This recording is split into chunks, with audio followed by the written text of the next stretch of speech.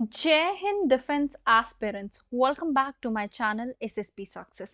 Today we are going to discuss about Iran-Pakistan crisis in Balochistan. We are going to discuss its background and Pakistan response also. It's very important for your upcoming SSP, AFSP in terms of GD, lecturate and international relation. So let's get started with our topic.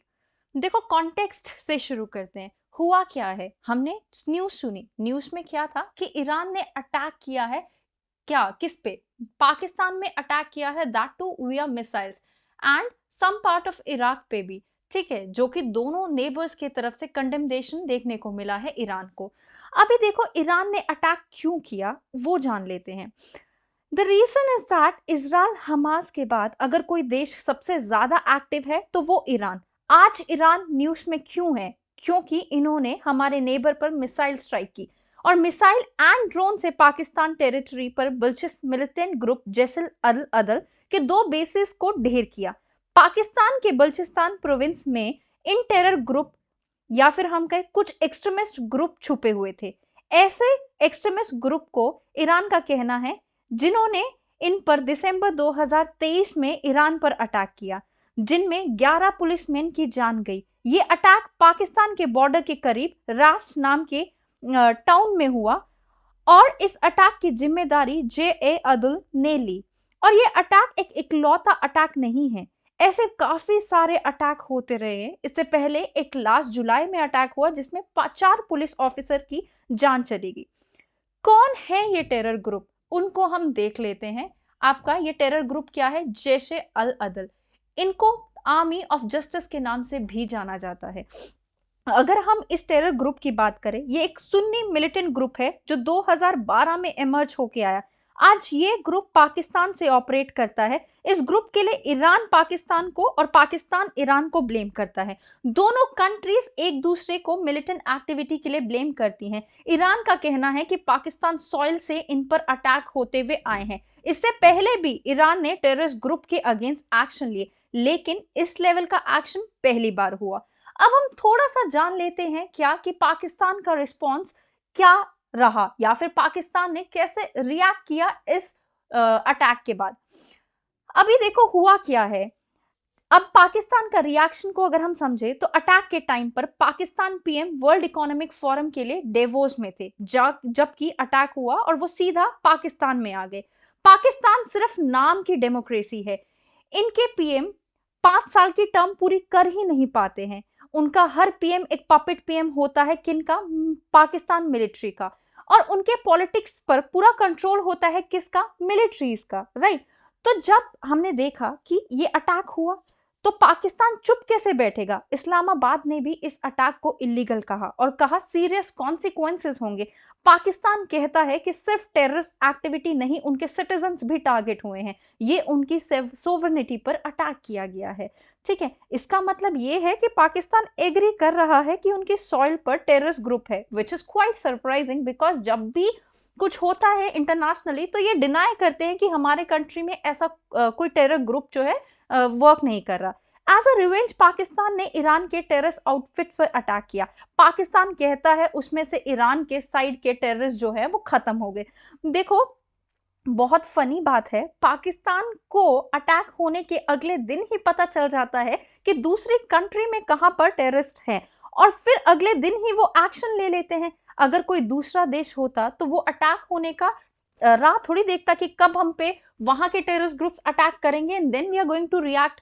सो ये था पाकिस्तान का response. अब हम थोड़ा सा क्या देख लेते हैं, बैकग्राउंड देख लेते हैं या फिर इंस्टेबिलिटी जो वेस्ट एशिया में पनप रही है वो कैसे आ रही है।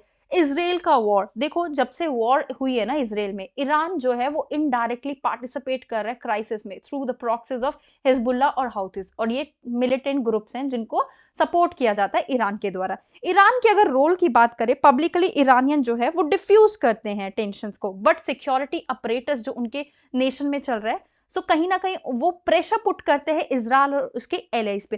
Apart from its proxies Lebanon and Gaza में ईरान जो है वो हाउथीज को यूज कर रहा है रेड सी को डिस्टेबलाइज करने के लिए।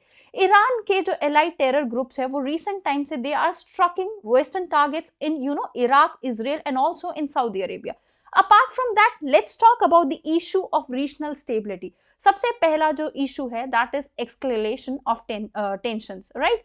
जो सेंट्रल एशियन रीजन है वो लाइक हमेशा से पीसफुल था since the conclusion of Afghan civil war. ये सिचुएशन जल्द ही चेंज होगी।